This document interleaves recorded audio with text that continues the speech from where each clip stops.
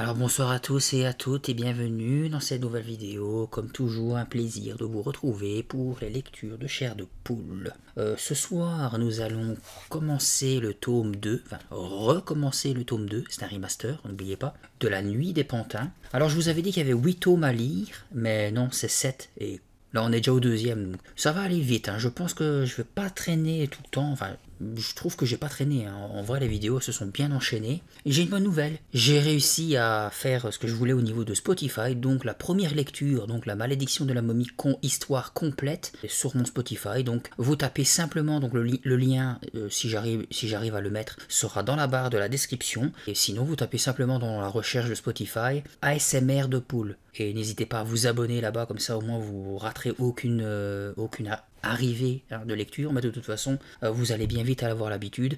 Je fais mes lectures remaster, après je fais histoire complète sur YouTube et évidemment il y aura l'audio directement sur Spotify. Une fois que les 7, je me répète mais comme ça au moins c'est sûr pour tout le monde, une fois que les 7 premiers tomes remasterisés sont mis à la fois sur Spotify et à la fois ici sur YouTube et sur Spotify, je suis déjà en train de, pour gagner du temps, de déjà faire les histoires complètes sans blabla de toutes les autres lectures que j'ai faites. Ça n'a pas besoin d'être remaster, même si des fois je me réentends et je suis pas trop fan de ce que j'ai fait, mais c'est pas trop grave. Je vais pas relire 40 tomes non plus, mais je suis déjà en train de faire les histoires complètes, donc une fois que les 7 premiers tomes remasterisés sont mis sur YouTube et Spotify, du tome 8 jusqu'à 47, bam, je vais faire que ça, je vais tous les mettre presque d'affilée, je vais pas attendre à chaque fois, ne vous inquiétez pas, je vais pas sortir une histoire complète par semaine, parce que ça voudrait dire que le tome 48, ça sera dans 40 semaines, non, on n'a pas que ça à faire. Vous allez voir toutes les histoires complètes d'affilée, à la fois sur YouTube et Spotify.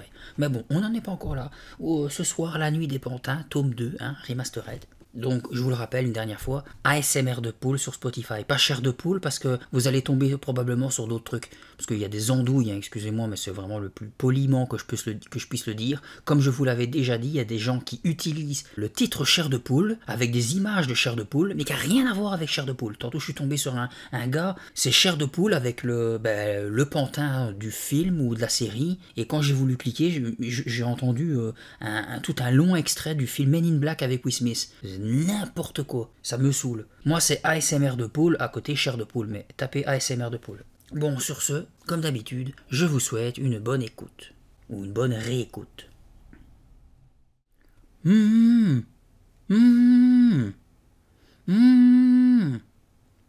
Lucie Lafaille se démenait pour attirer l'attention de sa sœur jumelle. Caro Lafaille leva les yeux de son livre. Au lieu du joli visage de Lucie, elle se trouva face à une bulle rose presque aussi grosse que la tête de sa sœur. Pas mal, reconnut Caro, sans enthousiasme. D'un geste brusque, elle fit éclater la bulle en y enfonçant son doigt. Hé, dis donc cria Lucie, indignée, quand le chewing-gum se colla sur ses joues et son menton. Caro se mit à rire. Bien fait. Très en colère, Lucie lui arracha le livre des mains et le referma d'un coup sec. « Oh, j'ai perdu ta page » s'exclama-t-elle. C'était le genre de chose que sa sœur détestait. L'œil menaçant, Caro récupéra son livre. Lucie commença à se frotter le menton. « Je n'avais jamais fait une aussi grosse bulle, dit-elle, mécontente. « Moi j'en ai fait des bien plus grosses que ça, rétorqua Caro avec mépris. Vous êtes vraiment incroyables toutes les deux, grommela leur mère en entrant dans la chambre pour déposer une pile de linge bien pliée sur le lit de Lucie. Faut-il vraiment que vous soyez toujours en rivalité, même pour le chewing-gum? On n'est pas en rivalité, marmonna Caro. Elle rejeta en arrière sa queue de cheval et reprit sa lecture. Les deux filles avaient les cheveux blonds et raides. Ceux de Caro étaient longs, et en général, elle les attachait derrière ou sous le côté. Lucie, elle, les portait très courts. C'était le seul moyen pour les distinguer l'une de l'autre. En dehors de cela, elles étaient absolument identiques. Elles avaient toutes les deux le front haut et les yeux bleus et ronds. Dès qu'elles souriaient, leur visage se creusait de fossettes. Comme elles rougissaient facilement, leurs joues pâles devenaient alors toutes roses. « Est-ce que j'ai réussi à tout enlever » demanda Lucie, en frottant toujours son menton rouge et poisseux. « Pas tout, » répondit Caro en lui jetant un coup d'œil. « Tu en as sur la tête. »« Super. Lucie se prit les cheveux à pleine main, mais n'y trouva rien. Je t'ai encore eu, ricana Caro. Ça marche à tous les coups. Exaspérée, Lucie se tourna vers leur mère, qui était en train de ranger des chaussettes dans un tiroir de la commode. Maman, quand est-ce que j'aurai ma chambre? À la Saint-Glinglin, répondit madame Lafaille. C'est ce que tu me réponds toujours, gémit Lucie. Sa mère haussa les épaules. Tu sais bien qu'on n'a pas de place en trop, ma chérie. Elle se tourna vers la fenêtre. Le soleil brillait à travers les voilages. Il fait un temps magnifique. Pourquoi restez-vous enfermés? Elle fut interrompue par un aboiement strident qui venait du rez-de-chaussée. Qu'est-ce qui lui arrive encore à Cookie? S'irrita-t-elle, car le petit terrier noir passait son temps à aboyer. Si vous le sortiez, ce chien. Bof, ça ne me dit rien, marmonna Caro, le nez dans son livre. Et si vous preniez ces superbes vélos que vous avez eus pour votre anniversaire, proposa madame Lafaille, les mains sur les hanches. Ces vélos dont vous aviez un besoin absolument vital. Vous savez, ceux qui n'ont pas bougé du garage depuis le jour où on vous les a offerts. D'accord, pas la peine d'être ironique, maman. Caro se leva, s'étira et jeta son livre sur le lit. Ça te dit? Demanda Lucie à Caro. Quoi donc? D'aller au square, à vélo, on y trouverait peut-être quelqu'un de l'école. Tout ce qui t'intéresse, c'est de voir si Kevin est là, répondit Caro en faisant une grimace. Et alors? Se défendit Lucie en rougissant. Allez prendre l'air, insista madame Lafaille. Je vous retrouve tout à l'heure, je vais faire des courses au supermarché. Lucie se précipita vers la porte. La dernière arrivée est la plus nulle. Le soleil de l'après-midi brillait haut dans un ciel sans nuages. Cookie jappait frénétiquement sur leurs talons. L'air était sec et immobile. On se serait cru en été plutôt qu'au printemps. Aussi les deux filles étaient-elles vêtues légèrement. Caro se dirigea vers la porte du garage, mais elle s'arrêta pour examiner le pavillon d'à côté. « Regarde, les murs sont déjà hauts, fit-elle remarquer à sa sœur. C'est fou ce que cette nouvelle maison se bâtit vite. Les ouvriers avaient commencé le chantier pendant l'hiver. En mars, on avait coulé une dalle de béton qui faisait terrasse. Caro et Lucie étaient venus explorer les lieux quand ils étaient déserts, tentant de repérer l'emplacement des différentes pièces. Et maintenant, les murs étaient construits. La maison se dressait au milieu de poutres empilées, d'un amas de briques, de parpaings entassés et d'engins divers. « Personne n'y travaille aujourd'hui, remarqua Caro. Elles s'approchèrent. « À ton avis, qui va y emménager ?» demanda Lucie. « Peut-être un sublime garçon de notre âge. Peut-être de sublimes jumeaux. »« Burk !» répondit Caro d'un air dégoûté. « Des jumeaux? Qu'est-ce que tu peux être tarte? Je ne peux pas croire qu'on soit de la même famille, toi et moi. » Lucie était habituée au sarcasme de sa sœur. Être jumelle représentait pour toutes les deux un immense bonheur et une sacrée corvée. Elles avaient tant de choses en commun. Leurs aspects physiques, leurs vêtements, leurs chambres, qu'elles avaient plus proches que le sont en général les sœurs. Mais justement parce qu'elles se ressemblaient tellement, elles ne pouvaient s'empêcher de s'asticoter en permanence. « Il n'y a personne. Allons l'explorer, » proposa Caro. Lucie la suivit de l'autre côté du jardin. Un écureuil, hissé à mi-hauteur d'un gros platane, les observait d'un air inquiet. Elles se frayèrent un chemin à travers les buissons bas qui séparaient les deux terrains. Puis, dépassant les piles de bois et le gros tas de briques cassées, elles grimpèrent sur la dalle de béton. On avait cloué un morceau de plastique épais devant l'ouverture qui allait devenir la porte d'entrée. Lucie en souleva un coin et elles se glissèrent à l'intérieur. Il y faisait sombre et frais. Cela sentait bon le bois coupé. Les murs avaient été enduits, mais rien n'était encore peint. « Attention, dit Caro, regarde par terre. » Du doigt, elle désigna de gros clous qui jongeaient le sol. « Si tu marches dessus, tu attraperas le tétanos et tu mourras. »« Tu serais bien contente. »« Je ne veux pas que tu meures, ricana Caro. Juste que tu attrapes le tétanos. »« Très amusant, dit Lucie d'un ton sarcastique. Caro prit une inspiration profonde. « J'adore l'odeur de la sueur, on se croirait dans une pinède. » Elles traversèrent l'entrée pour aller explorer la cuisine. « Tu crois qu'il y a du courant là-dedans? Demanda Lucie, en montrant une poignée de fil noir qui pendait du plafond. T'as qu'à en toucher un pour voir, lui proposa Caro. Essaye d'abord. Caro haussa les épaules. Elle s'apprêtait à suggérer de visiter le premier étage, quand soudain elle entendit un bruit. Ses yeux s'agrandirent de surprise. « Hé, il y a quelqu'un ici ?» Lucie s'immobilisa au milieu de la pièce. Elles écoutèrent. Silence. Puis elles entendirent des pas légers et rapides, tout proches, à l'intérieur de la maison. « On s'en va !» chuchota Caro. Lucie était déjà en train de plonger sous le plastique qui protégeait l'ouverture béante. Elle sauta de la terrasse et se mit à courir vers leur jardin. Caro s'arrêta au pied de la dalle et se retourna vers la maison. « Hé, regarde !» D'une des fenêtres latérales s'échappait un écureuil. Il atterrit à quatre pattes sur le tas de briques et cavala vers le platane du jardin des Lafaille. Caro se mit à rire. C'était seulement un idiot d'écureuil. Lucie s'arrêta près des buissons bas. « T'en es sûre ?» Elle hésitait, les yeux fixés sur les fenêtres de la nouvelle maison. C'était un écureuil sacrément bruyant. Quand elle détourna son regard, elle constata avec surprise que Caro avait disparu. « Hé, où t'es passé ?»« Je suis là, j'ai repéré quelque chose. » Il fallut un petit moment à Lucie pour trouver sa sœur. Caro était à moitié cachée derrière une grande benne à ordures noires posée tout au fond du jardin. Elle avait l'air de fouiller à l'intérieur. « Qu'est-ce qu'il y a dedans ?» cria Lucie. Caro, occupée à remuer des objets, ne parut pas l'entendre. « Qu'est-ce que tu fais ?» insista Lucie en s'avançant. Caro ne répondit pas.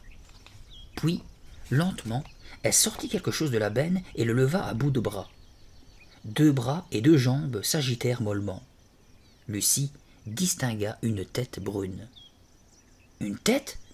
Des bras et des jambes ?»« Oh non !» cria Lucie horrifiée, en se cachant le visage dans les mains. « Un enfant ?» Lucie eut un hoquet de terreur en voyant Carole sortir de la benne à ordures. Elle apercevait son visage, les traits figés, les yeux écarquillés. De loin, il paraissait vêtu d'une sorte de costume gris. Ses bras et ses jambes pendaient, inertes. « Caro !» appela Lucie, la gorge sèche de terreur.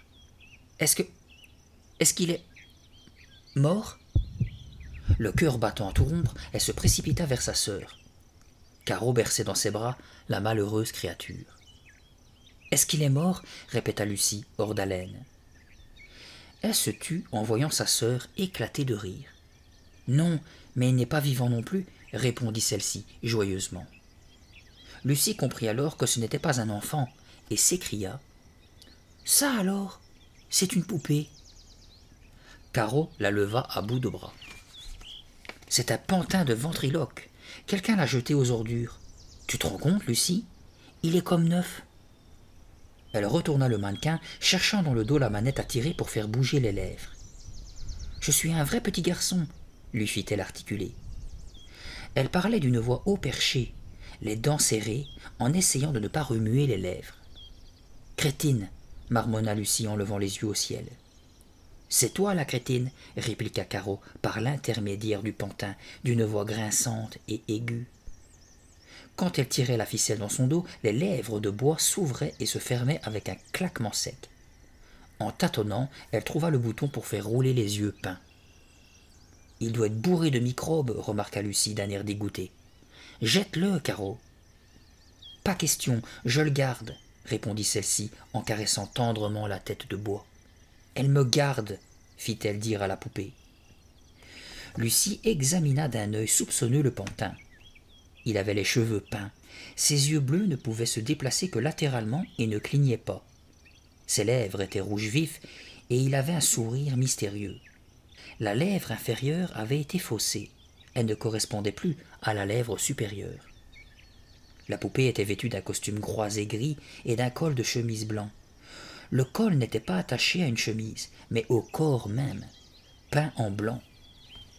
De grosses chaussures de cuir brun étaient fixées au bout des jambes maigres et désarticulées. « Je m'appelle Clac-Clac, » dit le mannequin en ouvrant sa grande bouche. Crétine, répéta Lucie en secouant la tête. Pourquoi clac-clac? Viens ici que je te donne une bonne claque, dit Caro en essayant de ne pas bouger les lèvres. Lucie grommela. Bon alors, on va faire du vélo ou pas? T'as peur de manquer à ton petit Kevin? Fit Caro avec la voix de clac-clac. Pose ce truc immonde. Lucie commençait à s'impatienter. Je ne suis pas immonde, se défendit clac-clac de sa voix aiguë, en roulant des yeux. C'est toi qui es immonde. On voit tes lèvres bouger. T'es nulle comme votre éloque, ma pauvre Caro. Je vais m'améliorer. T'as vraiment l'intention de le garder? Oui, j'aime bien clac-clac. Je le trouve mignon, décida Caro en serrant doucement la poupée contre elle.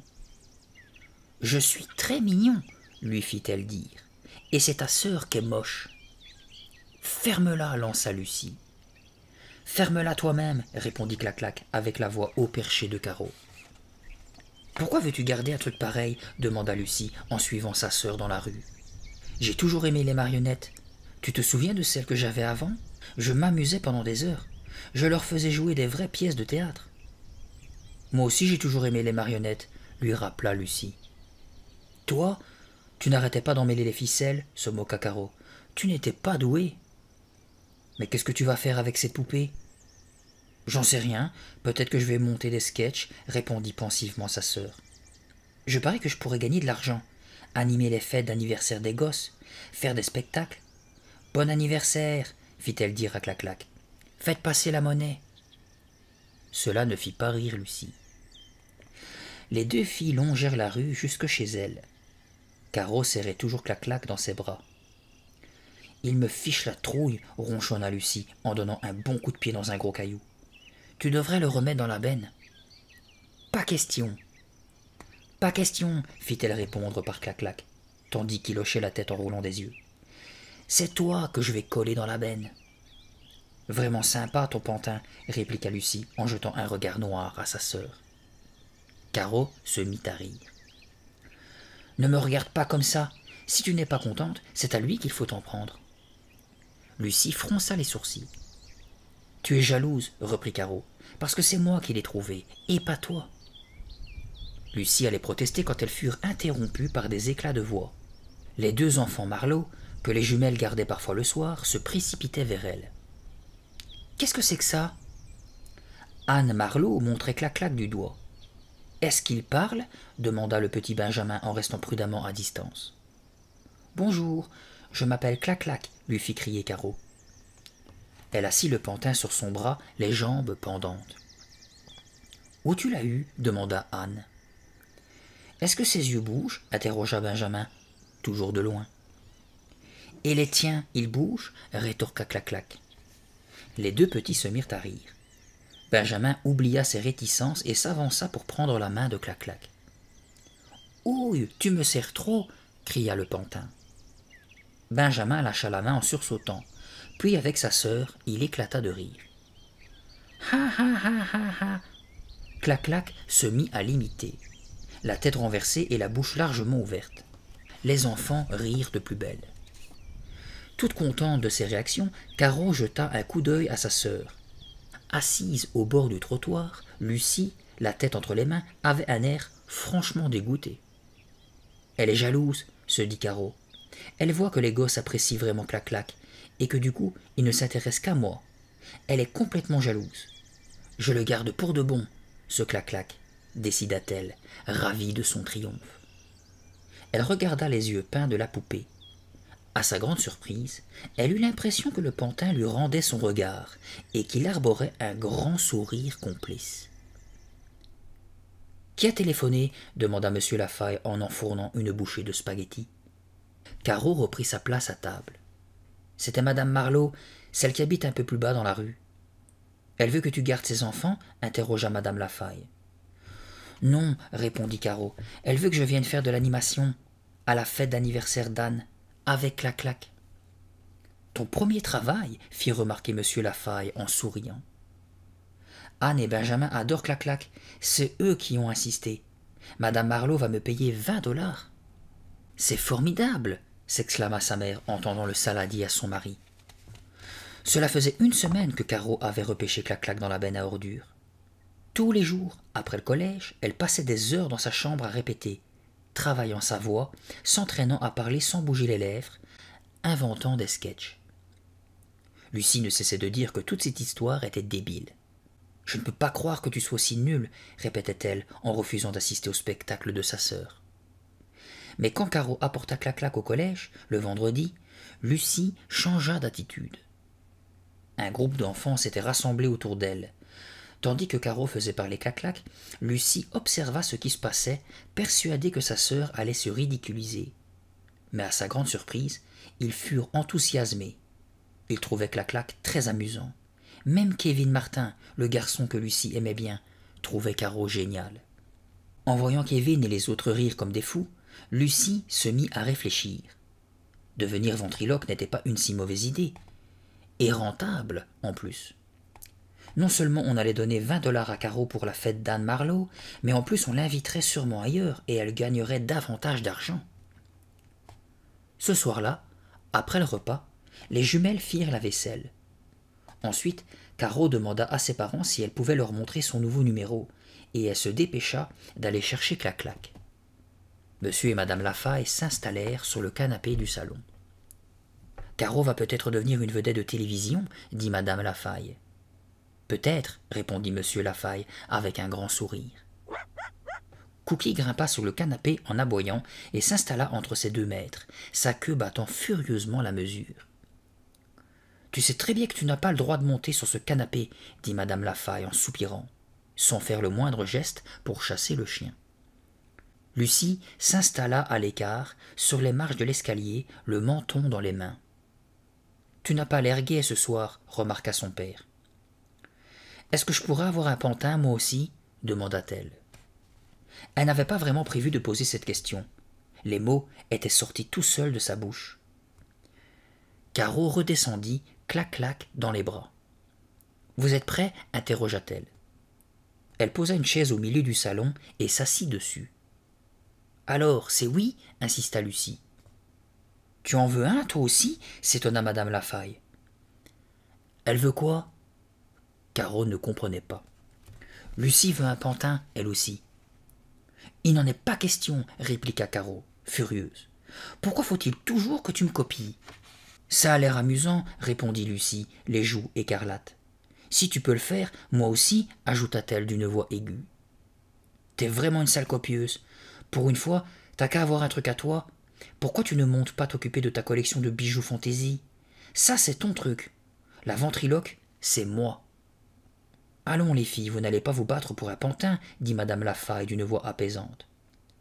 Lucie ne voulait pas en démordre. « Je suis sûre que je me débrouillerais bien mieux qu'elle.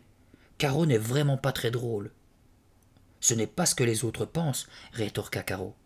« Lucie, ce n'est pas très gentil ce que tu viens de dire, » remarqua madame Lafaille d'un ton sec. « D'accord, mais si Caro en a un, ce serait normal que j'en ai un aussi, » répliqua Lucie.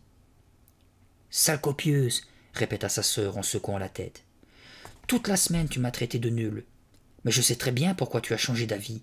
Tu es furieuse parce que moi, je vais gagner de l'argent, et pas toi. »« J'aimerais bien que vous cessiez de vous disputer à propos de tout, » dit monsieur Lafaille d'un air las. « Alors est-ce que je peux avoir un pantin ?» reprit Lucie. Monsieur Lafaille échangea un coup d'œil avec sa femme. « Ça vaut cher. Un bon modèle doit coûter plus de 100 $. Franchement, ce n'est pas du tout le moment de faire ce genre de dépenses. Pourquoi est-ce que vous ne partageriez pas Clac-Clac ?» proposa madame Lafaille. Caro ouvrit la bouche pour protester. « Vous partagez toujours tout, toutes les deux. Alors pourquoi pas Clac-Clac ?»« Mais, maman !» commença Caro d'un air malheureux. « Excellente idée !» l'interrompit monsieur Lafaille en se tournant vers Lucie. « Apprends à t'en servir. Vous allez le partager un petit moment, et ensuite, une de vous deux cessera de s'y intéresser. Si ce n'est pas les deux. » Lucie se dirigea vers Caro et tendit la main pour prendre le pantin. « Ça ne me dérange pas de partager, » dit-elle tranquillement en regardant sa sœur pour savoir si elle était d'accord. « Est-ce que je peux le prendre, juste une minute ?» Caro resserra son étreinte sur Clac-Clac. Soudain, le pantin pencha la tête en arrière et ouvrit la bouche. Fiche le camp, Lucie, aboya-t-il d'une voix rauque. Dégage, minable. Et, avant que Lucie n'ait eu le temps de reculer, la main de bois de Clac-Clac se leva pour lui asséner une bonne gifle. Aïe! Lucie cria, puis recula, la joue en feu. Tu me le payeras, Caro, tu m'as fait mal. Moi? J'ai rien fait, c'est Clac-Clac. Ne fais pas l'idiote, tu m'as vraiment fait mal, se plaignit Lucie en se frottant la joue. Mais ce n'est pas moi, répéta Caro en tournant la tête de Clac-Clac vers elle. Pourquoi as-tu été aussi méchant avec Lucie? Monsieur Lafaille se leva d'un bond. Arrête de faire l'imbécile et excuse-toi auprès de ta sœur, ordonna-t-il. Caro fit baisser la tête à Clac-Clac. Excuse-moi, fit-elle dire à la poupée. Non, avec ta voix, insista monsieur Lafaille en croisant les bras d'un air décidé. Ce n'est pas Clac-Clac qui a fait ça, Lucie, c'est toi. D'accord, d'accord, marmonna Caro en rougissant sans oser regarder sa sœur. Je m'excuse. Tiens, ajouta-t-elle en lui lançant Clac-Clac dans les bras. Surprise par le poids de la poupée, Lucie faillit la lâcher. Et maintenant, comment je fais? Caro haussa les épaules et alla s'écrouler dans le canapé à côté de sa mère. Pourquoi est-ce que tu fais tant d'histoires? Murmura madame Lafaille en se penchant vers elle. Caro rougit de nouveau. Clac-Clac est à moi. Pour une fois, je ne pourrais pas avoir quelque chose à moi, dit-elle. Monsieur Lafaille s'assit sur l'accoudoir d'un fauteuil de l'autre côté de la pièce. Ah, les filles, parfois vous êtes vraiment délicieuses, et parfois tellement odieuses. Comment fait bouger sa bouche? Demanda Lucie en retournant la poupée pour examiner son dos. Il y a une ficelle derrière, dans la fente de sa veste, expliqua sa sœur à contre-cœur. Tu n'as qu'à tirer. Je ne veux pas que Lucie touche à Clac-Clac, pensait Caro avec colère. Je ne veux pas partager. Pourquoi est-ce que je ne pourrais pas avoir quelque chose qui m'appartienne? Pourquoi est-ce qu'elle doit toujours me copier?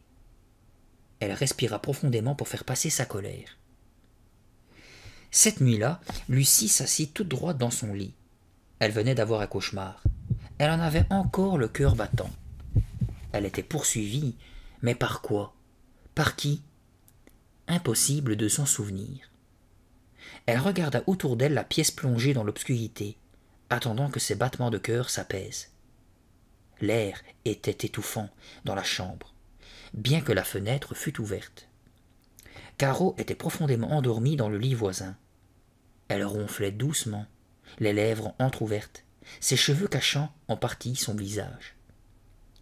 Lucie jeta un coup d'œil sur le radio-réveil posé sur la table de chevet entre les lits jumeaux. Il était près de 3 heures du matin. Elle avait beau être parfaitement réveillée, le cauchemar ne se dissipait pas. La nuque brûlante, elle se sentait encore mal à l'aise, effrayée, comme si elle était en danger. Elle regonfla son oreiller et l'appuya contre la tête de lit. À ce moment-là, son attention fut attirée par quelque chose. Quelqu'un était assis sur le fauteuil devant la fenêtre de la chambre. Quelqu'un qui la regardait. Elle retint son souffle, puis elle réalisa que c'était Clac-Clac. Il baignait dans le clair de lune, ce qui faisait luire ses yeux. Il était assis, bizarrement penché vers la droite, un bras posé sur l'accoudoir. Il arborait un grand sourire moqueur et il avait l'air de la dévisager. Lucie le dévisagea à son tour, observant l'expression du pantin. Puis, sans réfléchir, sans même s'en rendre compte, elle sortit silencieusement de son lit. Elle faillit s'étaler en se prenant le pied dans le drap. S'en débarrassant d'un mouvement impatient, elle traversa la chambre d'un pas résolu. Clac-Clac avait les yeux levés vers elle. Son sourire parut s'élargir encore quand elle se pencha.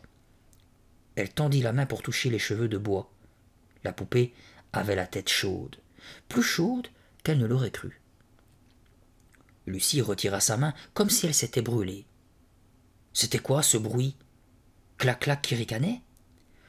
Il se moquait d'elle? Non, bien sûr que non. Lucie s'aperçut qu'elle avait le souffle court. Pourquoi est-ce que j'ai aussi peur d'une poupée idiote? Pensa-t-elle. Derrière elle, Caro grommela dans son sommeil et roula sur le dos. Lucie regarda les gros yeux de Clac-Clac qui brillaient dans la pénombre. Elle s'attendait à les voir cligner.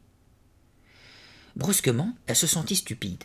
« Ce n'est qu'un pantin de bois, » se dit-elle en le repoussant du plat de la main. Le corps, tout raide, tomba sur le côté. La tête fit un petit bruit mat en heurtant l'accoudoir du fauteuil. Lucie le regarda étrangement satisfaite, comme si elle venait de lui infliger une bonne leçon. Prête à se rendormir, elle se dirigea vers son lit. Elle n'avait pas fait un pas que clac-clac l'attrapa par le poignet. « Oh !» Lucie cria en sentant la main se refermer sur son poignet. Caro, accroupie à côté d'elle, lui tenait solidement le bras. D'un geste brusque, Lucie le dégagea. Dans le clair de lune, sa sœur avait un sourire diabolique. « Je t'ai encore eu, ma pauvre fille. »« Tu ne m'as pas fait peur, » balbutia Lucie d'une voix chevrotante. « Tu parles, t'as fait un bond de 3 mètres. Tu as vraiment cru que c'était le pantin ?»« C'est pas vrai !» s'exclama Lucie en se jetant sur son lit. « Au fait, pourquoi étais-tu debout? Qu'est-ce que tu fabriquais avec clac-clac ?»« J'ai fait un cauchemar. Je me suis levée pour regarder par la fenêtre. C'est tout, » répondit Lucie. Caro se mit à ricaner. « Tu aurais dû voir la tête que tu faisais. »« J'ai sommeil, fiche-moi la paix. » Lucie rabattit les couvertures par-dessus sa tête. Caro remit le pantin en position assise. Puis elle alla retourner se coucher, riant encore de la peur qu'elle avait faite à sa sœur. Lucie arrangea son oreiller tout en jetant un œil vers la fenêtre. La figure du pantin était à moitié dans l'ombre, mais ses yeux brillaient, et il la fixait comme s'il tentait de lui dire quelque chose. « Pourquoi a-t-il un sourire pareil ?» se demanda Lucie, agacée. Elle remonta le drap et s'allongea sur le côté pour tourner le dos à ce regard fixe. Mais, même ainsi, elle se sentait observée. Même avec les yeux fermés et les couvertures remontées, elle voyait le sourire tordu et les yeux qui ne clignaient jamais, qui la fixaient encore et encore. Elle sombra dans un mauvais sommeil, entraînée dans un nouveau cauchemar. Quelqu'un la poursuivait, quelqu'un de très dangereux. Mais qui?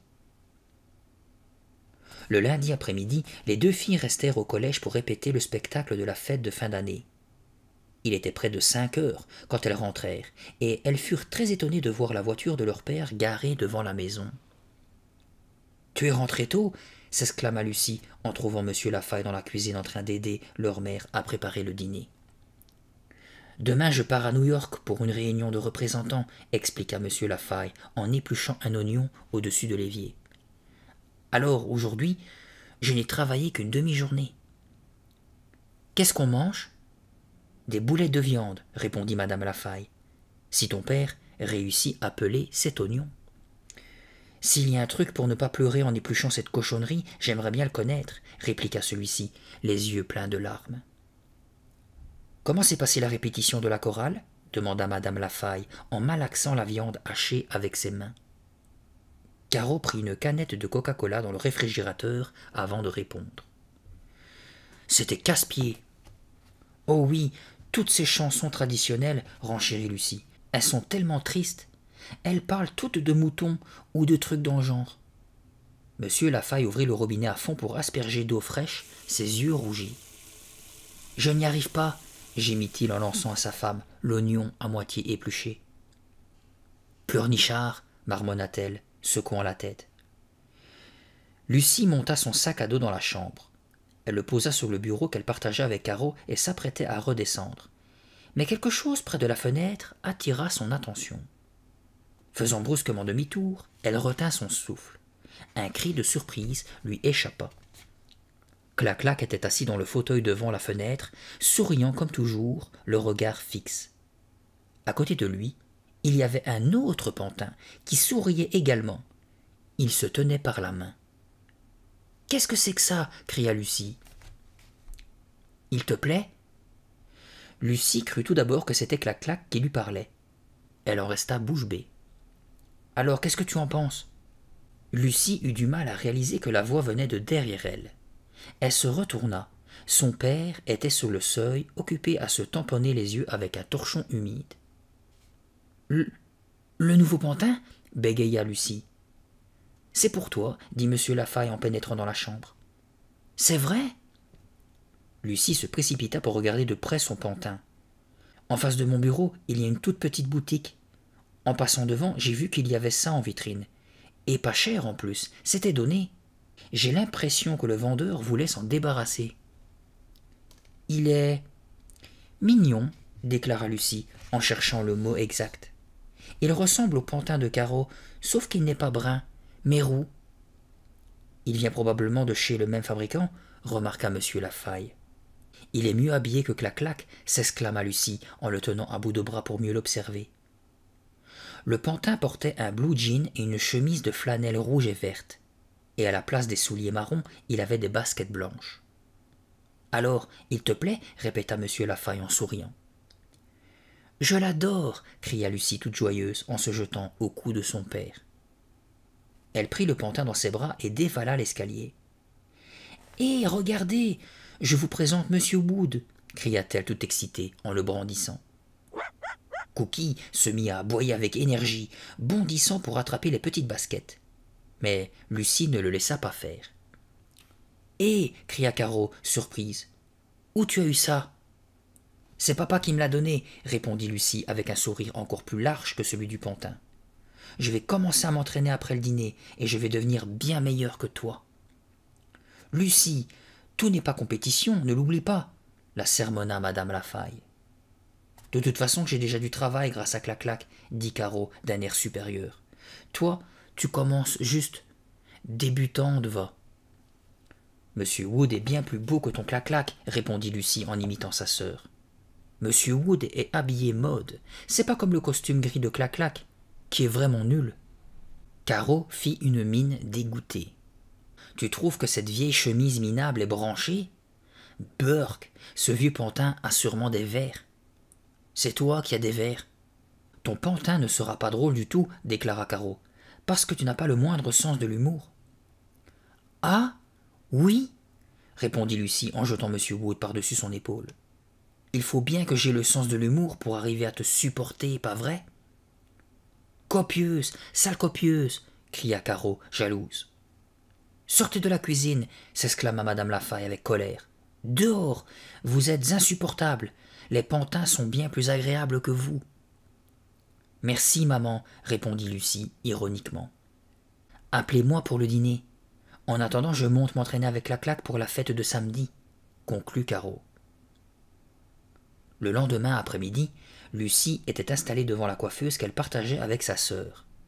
Elle était en train de farfouiller dans la boîte à bijoux à la recherche d'un collier de perles de couleur. Elle le passa par-dessus sa tête, sans le mélanger aux 3 autres qu'elle portait déjà. Puis, elle se contempla dans le miroir, secouant la tête pour faire scintiller ses boucles d'oreilles pendantes.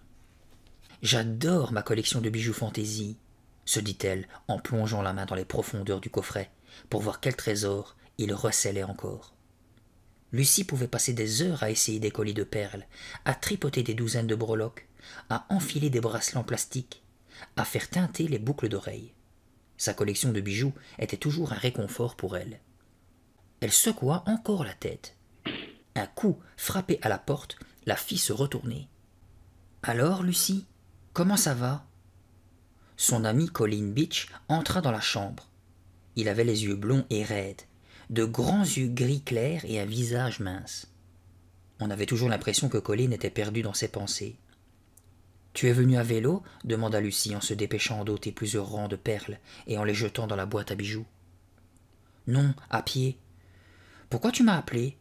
Tu voulais aller te promener ?» Lucie se leva d'un bond et se dirigea vers le fauteuil près de la fenêtre.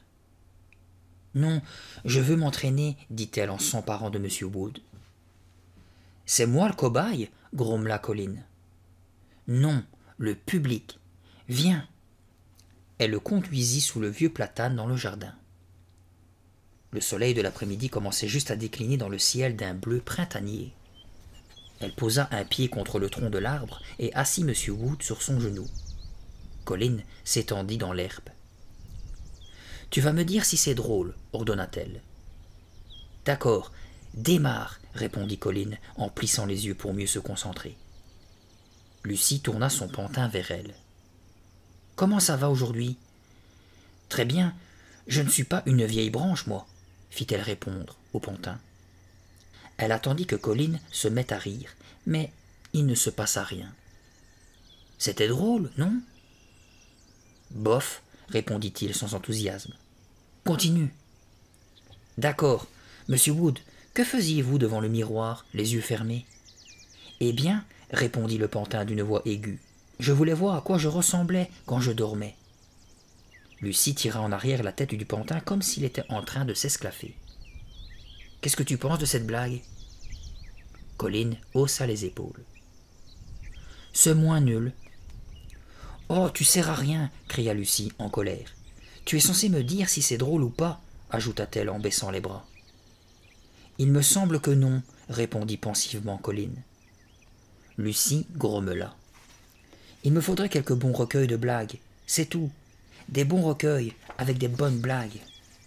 Après, je serai prête à faire un spectacle. Parce que je suis douée comme ventriloque, non? Je suppose, répondit Colline en arrachant une poignée d'herbe et en laissant les brins retomber un à un. Regarde, je ne bouge pas beaucoup les lèvres. Pas trop, admit Colline, mais on ne peut pas dire que tu saches vraiment placer ta voix. Lucie essaya plusieurs autres blagues. Qu'est-ce que t'en penses? demanda-t-elle à Colline. Je pense qu'il faut que je rentre, fit-il en lui lançant une poignée d'herbe. Lucie caressa doucement les cheveux peints du pantin, faisant tomber les quelques brins qui restaient collés. « Tu fais de la peine à monsieur Wood, reprocha-t-elle à Colline, qui se mettait debout. « Pourquoi tu te casses les pieds avec ce truc? Parce que c'est amusant? C'est la seule raison?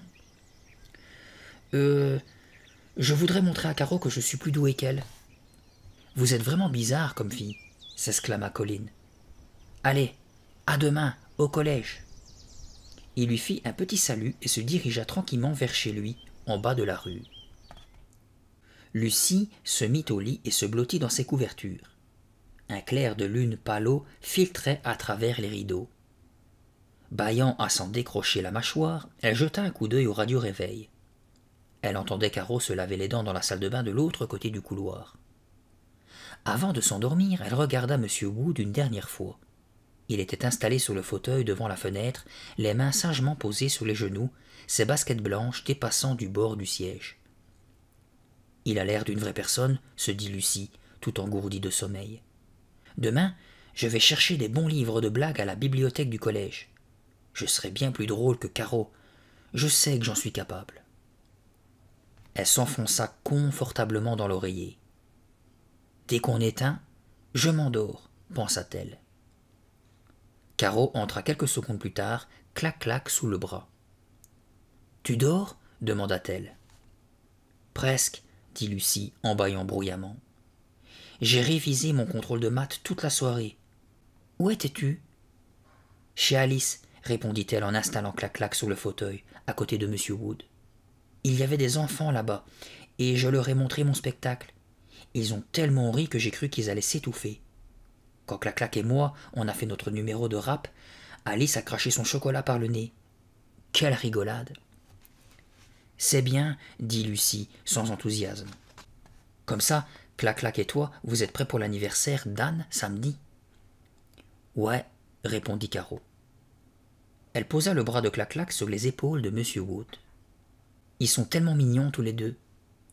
Puis elle remarqua les vêtements soigneusement pliés sur le dossier de la chaise. « Qu'est-ce que c'est que ça ?» Lucie leva la tête pour voir de quoi sa sœur parlait.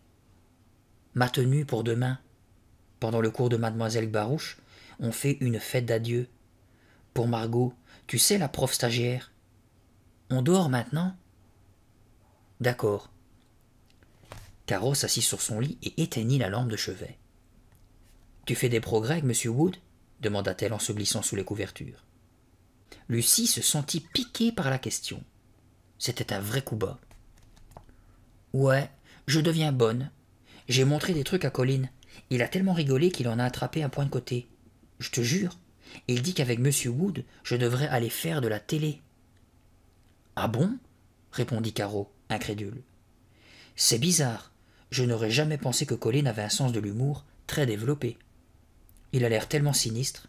Je ne suis même pas sûre de l'avoir déjà vu rire. » Pourtant, ça ne l'a pas empêché de rire en me regardant avec Monsieur Wood, insista Lucie, qui aurait aimé savoir mieux mentir. Génial, marmonna Caro. Je meurs d'impatience de voir ton spectacle. Tout comme moi, pensa Lucie, renfrognée. Quelques secondes plus tard, elle dormait. Leur mère les appela à 7 heures le lendemain matin. La lumière orangée d'un gai soleil matinal envahissait la chambre. Dans le vieux platane, les oiseaux chantaient joyeusement. Debout là-dedans, debout là-dedans. Tous les matins, Madame Lafaille les réveillait de la même façon. Lucie se frotta les yeux, puis s'étira de tout son long. Elle parcourut la chambre du regard. Soudain, elle sursauta. « Hé, qu'est-ce qui se passe ?» Elle attrapa Caro par l'épaule et la secoua sans ménagement. « Qu'est-ce qui se passe ?»« Hein ?» Caro, surprise, s'assit dans son lit. « C'est quoi cette blague ? Où est-il » demanda Lucie. « Hein ?» Lucie montra le fauteuil de l'autre côté de la chambre. Assis tout droit, Clac-Clac leur souriait, baigné de soleil matinal. Mais M. Wood n'était plus là. Caro cligna des yeux et se redressa. « Qu'est-ce qu'il y a ? Qu'est-ce qu'il y a de cassé ?» demanda-t-elle d'une voix enrouée de sommeil. « Où est M. Wood ? Où l'as-tu mis ?» s'impatienta Lucie. « Hein ? Où je l'ai mis ?» Caro aperçut Clac-Clac, assis tout raide sur le fauteuil, seul. « Ce n'est vraiment pas drôle, » dit Lucie en sortant de son lit. « Tu n'en as jamais assez de faire des mauvaises blagues, Caro ?»« Hein ? Quelle blague ?» Lucie se pencha pour regarder sous le fauteuil. Puis elle se mit à quatre pattes pour regarder sous les lits. « Où est-il, Caro ?» demanda-t-elle avec colère. « Ce n'est vraiment pas amusant. »« Je ne te dis pas le contraire, » dit Caro en s'étirant. Lucie se redressa et ses yeux s'élargirent en apercevant son pantin. « Oh !» Caro suivit son regard. Monsieur Wood leur souriait depuis le seuil de la porte. Il paraissait tenir debout, les jambes bizarrement tordues. Il était habillé avec les vêtements chics de Lucie, la jupe de velours et le chemisier de soie. Bouche bée, Lucie se précipita vers la porte. Elle s'aperçut tout de suite que le pantin ne tenait pas tout seul. On avait glissé la poignée de la porte dans la fente de son dos. Elle l'attrapa par la taille. « Ma chemise, elle est toute froissée, regarde !» cria-t-elle, les yeux plissés de fureur. « C'est vraiment odieux de ta part, Caro. »« Moi ?» s'exclama celle-ci. « Je te jure, Lucie, c'est pas moi. J'ai dormi comme une masse. Je n'ai pas bougé jusqu'à ce matin. Je t'assure. » Lucie la dévisagea longuement, puis regarda le pantin. M. Wood, élégamment vêtu, lui souriait comme s'il appréciait la situation. « Voyons, Monsieur Wood, je suppose que tu t'es habillé et que tu as marché jusqu'à la porte par tes propres moyens. » Caro allait répondre, mais elle fut interrompue par la voix de leur mère qui criait d'en bas. « Alors, les filles, vous n'allez pas en classe aujourd'hui? Vous êtes en retard ?»« On arrive, » répondit Lucie en jetant un regard mauvais à sa sœur. Elle installa soigneusement M. Wood à plat dos sur son lit et lui ôta la jupe et la chemise. Caro en profita pour occuper la première la salle de bain. En soupirant, Lucie regarda machinalement M. Wood. Il semblait que son grand sourire était méchant. « Mais qu'est-ce que c'est que cette histoire? Ce n'est pas moi qui t'ai habillé et déplacé, et Caro jure que ce n'est pas elle. Si ce n'est pas nous, pensa-t-elle. Qui a fait cela? » « Penche-lui la tête en avant, » ordonna Caro. « Voilà. Si tu le fais un peu sauter de bas en haut, on a l'impression qu'il est en train de rire. » Obéissante, Lucie fit sauter M. Wood sur ses genoux. « Ne fais pas tant bouger sa bouche, » ajouta Caro. « Vous êtes complètement folles toutes les deux, » remarqua Alice, l'amie de Caro. « Ça, c'est pas un scoop, » dit Colline en riant. Ils étaient tous les quatre à l'ombre du vieux platane dans le jardin des Lafaille. C'était samedi après-midi. Il faisait chaud. Le soleil brillait dans un ciel pâle. Cookie, dont la queue ne cessait de battre la mesure, quadrillait le terrain, nez au sol. Lucie, assise sur une chaise pliante, appuyée contre le tronc, avait installé M. Wood sur ses genoux. Caro et Alice, les bras croisés, debout, regardaient son spectacle, les sourcils froncés, en pleine concentration. Colline, étendue sur le dos, les mains derrière la tête, mâchonnait un long brin d'herbe. Lucie essayait de faire la démonstration de ses talents de ventriloque, mais Caro l'interrompait sans arrêt pour lui donner des conseils. Et, quand elle ne donnait pas de conseils, elle ne cessait de regarder sa montre avec nervosité. Elle ne voulait pas arriver en retard à la fête d'Anne. « T'es quand même bizarre, déclara Alice à Caro. « Je m'en fiche, dit celle-ci. Je m'amuse bien avec la claque. En plus, je vais me faire un maximum d'argent. Et peut-être que je vais devenir une vedette quand je serai plus grande, ajouta-t-elle en regardant de nouveau sa montre. En tout cas, au collège, tout le monde pense que vous êtes bizarres toutes les deux, insista Alice en chassant une mouche de sa main. Ils pensent ce qu'ils veulent, répliqua Caro. Ils sont pas bizarres, eux, peut-être? Et toi, Itou, fit dire Lucie à M. Wood. On voit tes lèvres bouger, prévint Caro. Lucie leva les yeux au ciel. Tu peux me lâcher, dis. Depuis ce matin, tu es après moi. Je voulais juste t'aider. C'est pas la peine d'être aussi agressive. Si tu veux faire des animations dans des fêtes, il va falloir que tu améliores ton numéro. Lucie laissa la poupée s'effondrer sur ses genoux. Je n'arrive pas à trouver de bons recueils de blagues, dit-elle d'un ton dépité. Où as-tu trouvé les tiennes? Caro eut une moue méprisante. Rejetant ses longs cheveux en arrière, elle laissa tomber. Je les invente moi-même. Tu as une blague à toi toute seule, se moqua Colline. Ha ha, rappelle-moi de rire tout à l'heure, répondit Caro en lui faisant une grimace. Et toi, pourquoi tu n'as pas sorti ton pantin? Demanda Alice. Tu ne veux pas t'entraîner avant la fête? Pas la peine, assura Caro. Je suis fin prête, il ne faut pas trop répéter, c'est mauvais. Lucie ricana bruyamment. Il y a des parents qui vont rester pour nous regarder, clac-clac et moi, continua Caro, sans se laisser démonter par les sarcasmes de sa sœur. Si les enfants s'amusent, ils m'embaucheront peut-être pour animer leur fête. Lucie et toi, vous devriez faire un numéro ensemble, suggéra Alice. Ce serait fantastique. Ouais, comme ça on aurait 4 pantins, s'exclama Colline. Alice fut la seule à rire. Ça pourrait être pas mal, effectivement, dit Caro. Puis elle ajouta, dès que Lucie sera prête. Lucie prit une profonde inspiration, prête à lancer une réplique cinglante. Mais avant qu'elle n'eût le temps de dire un mot, Caro lui prit M. Wood des mains. « Je vais te montrer quelques trucs, dit-elle en posant un pied sur la chaise pliante de Lucie et en installant M. Wood sur ses genoux. D'abord, il faut que tu le tiennes plus droit, comme ça. Hé, rends-le-moi, cria Lucie en tendant la main. Au moment où elle allait le toucher, M. Wood tourna brusquement la tête pour la regarder dans les yeux. « T'es nul !» aboya-t-il au visage de Lucie d'une voix rauque. « Hein ?» Lucie recula sous l'effet de la surprise. « T'es complètement nul !» répéta méchamment M. Wood de la même voix cassée. « Caro, ça suffit !» Colline et Alice en étaient bouche bée de surprise. « Pauvre idiote, fiche le camp, sale crétine !»« Ben dis donc !» commenta Colline. « Caro, ça suffit !» hurla Lucie. « J'y peux rien !» répliqua celle-ci d'une voix tremblante. Ses yeux étaient agrandis de frayeur. « Je ne peux rien faire, Lucie. C'est lui qui parle !»